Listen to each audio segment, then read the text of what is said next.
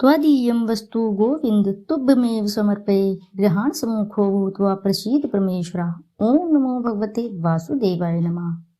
जय श्री हरि दोस्तों, स्वागत है आप सभी का एक बार फिर से आपके अपने चैनल ज्ञान अर्थ में। भगवान श्री हरि की कृपा आपके और आपके समस्त परिवार पर सर्वदा बनी रहे। दोस्तों, आज की इस वीडियो में मैं बात करूंगी विजय एकादशी कब है, पूजा विधि और व्रत कथा और महत्व के बारे में। फाल्गुन मास में विजय एकादशी कब मनाई जाएगी और इसकी पूजा विधि क्या रहेगी, संपूर्ण जानकारी आपको एक ही वीडियो में मिल जाएगी। तो दोस्तों, अंत तक जरूर बने रहे। विजय एकादशी हर साल फाल्गुन मास के कृष्ण पक्ष की एकादशी तिथि को मनाई जाती है। यह फाल्गुन मास मार्च का पहला एकादशी व्रत है। विजय एकादशी का व्रत रखने और भगवान विष्णु की पूजा करने से कार्यों में सफलता प्राप्त होती है। विजय एकादशी हर साल फाल्गुन मास के कृष्ण पक्ष की एकादशी तिथि को रखा जाता है। यह फाल्गुन और मार्च का पहला एकादशी व्रत है। विजय एकादशी का व्रत रखने और भगवान विष्णु की पूजा आराधना करने से कार्यों में सफलता प्राप्त होती है। यदि आपको किसी विशेष कार्य में सफलता प्राप्त करनी है तो विजय एकादशी का व्रत अवश्य ही रखना चाहिए। इस बार विजय एकादशी 6 और 7 मार्च दोनों ही दिन रहेगी। एकादशी तिथि प्रारंभ 6 मार्च को सुबह 6:30 से होगा और जो कि 7 मार्च को सुबह 4:13 पर समाप्त होगी। गृहस्थ जन 6 मार्च को और संत जन 7 मार्च को जय एकादशी का व्रत रखेंगे। आइए अब जान लेते हैं इसकी पूजा विधि क्या है। दशमी तिथि की रात को सात्विक भोजन करें और ब्रह्मचर्य का पालन करें और जहाँ पे आपके मंदिर में भगवान श्री हरि की प्रतिमा रखी है वहीं पर आप अपना आसन लगाएं और रात्रि को आप उसी आसन पर सो जाएं। एकादशी की तिथि सुबह सूर्य उदय से पहले उठें और स्नान करें और स्नान दर में आपको याद रहे स्नान जल में आप हमेशा गंगा जल का थोड़ा सा जल मिश्रित कर लें और उसके पश्चात ही आप स्नान करें। इस स्नान को पवित्र और शुभ माना जाता है। वैसे तो संभव हो तो आप किसी बहती धारा में या नदी में स्नान कर सकते हैं। यह बहुत ही पवित्र और शुभ स्नान माना जाता है, लेकिन संभव ना हो तो आप अपने घर में ही थोड़ा सा गंगा जल मिश्रित कर लें अपने स्नान जल में, तभी आप स्नान करें। फिर उसके पश्चात आप स्वच्छ वस्त्र धारण करें और पूजा स्थान को साफ करें। फिर इसके बाद भगवान विष्णु की मूर्ति स्थापित करें और दीप प्रज्वलित करें। भगवान विष्णु को फल फूल मिठाई और दीप अर्पित करें। विष्णु सहस्त्र नाम का पाठ करें, आरती करें और प्रसाद वितरित करें। द्वादशी तिथि की सुबह ब्रह्म मुहूर्त में उपवास खोलें। हिंदू कैलेंडर के अनुसार फाल्गुन मास के कृष्ण पक्ष की एकादशी तिथि की शुरुआत 6 मार्च दिन बुधवार को सुबह 6:30 से होगी। यह तिथि 7 मार्च दिन गुरुवार को प्रातः 4:13 तक मान्य रहेगी। उदय तिथि के आधार पर विजय एकादशी का व्रत 6 मार्च बुधवार को है और यह 7 मार्च गुरुवार को भी है। जो लोग 6 मार्च को विजय एकादशी का व्रत रखेंगे वे सूर्योदय के साथ ही भगवान श्री हरि की पूजा कर सकते हैं, क्योंकि उस समय से लाभ उन्नति मुहूर्त रहेगा। सुबह में जाप 6:41 से लेकर सुबह 9:37 के बीच कभी भी पूजा पाठ कर लें। वहीं जो लोग 7 मार्च को विजय एकादशी का व्रत रखेंगे वे सुबह में शुभ उत्तम मुहूर्त सुबह 6:40 से 8:08 तक के बीच में पूजा कर सकते हैं। एकादशी व्रत का महत्व क्या है ये भी मैं आपको बता देती हूँ। विजय एकादशी का व्रत सभी एकादशी व्रत में से सबसे उत्तम माना जाता है। यह व्रत पापों को नाश करता है व मोक्ष की प्राप्ति में सहायक होता है। विजय एकादशी का व्रत रखने से भगवान विष्णु की कृपा प्राप्त होती है और कार्यों में सफलता मिलती है। यह व्रत शत्रुओं पर विजय प्राप्त करने के लिए भी किया जाता है।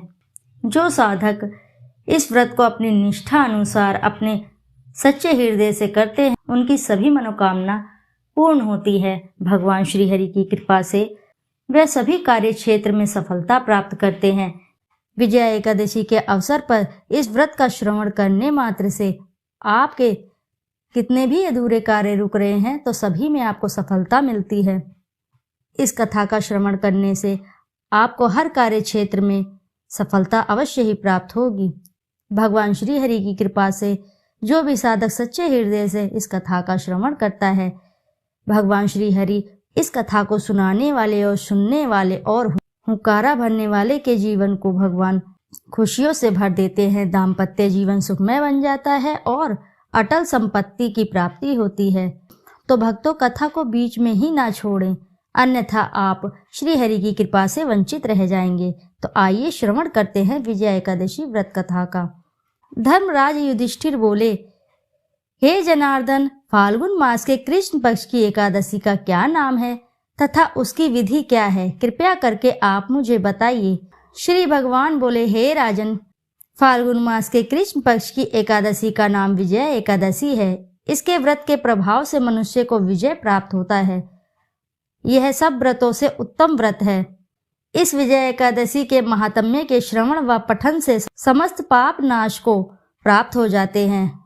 एक समय देवर श्री नारद जी ने जगत पिता ब्रह्मा जी से कहा, महाराज, आप मुझसे फाल्गुन मास के कृष्ण पक्ष एकादशी विधान कहिए। ब्रह्मा जी कहने लगे, हे नारद, विजय एकादशी का व्रत पुराने तथा नए पापों को नाश करने वाला है। इस विजय एकादशी की विधि मैंने आज तक किसी से भी नहीं कही।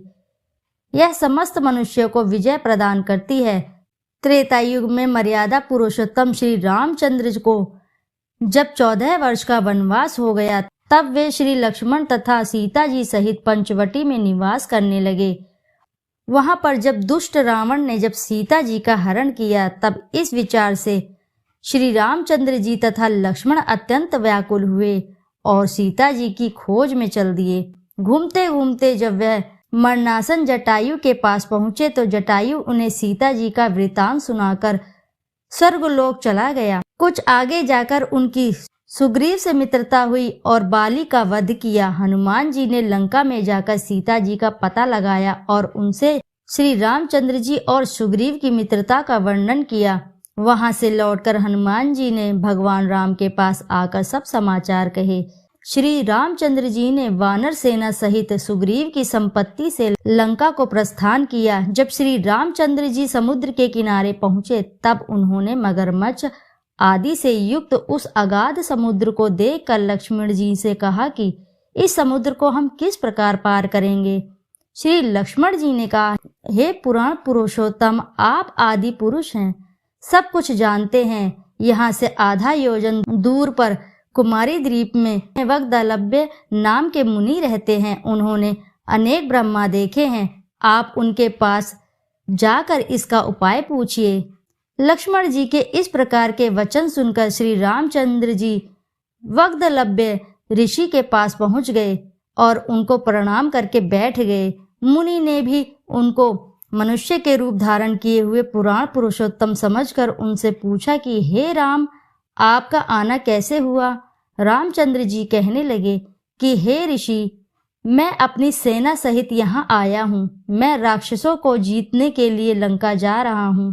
आप कृपा करके समुद्र पार करने का कोई उपाय बतलाइए। मैं इसी कारण आपके पास आया हूँ।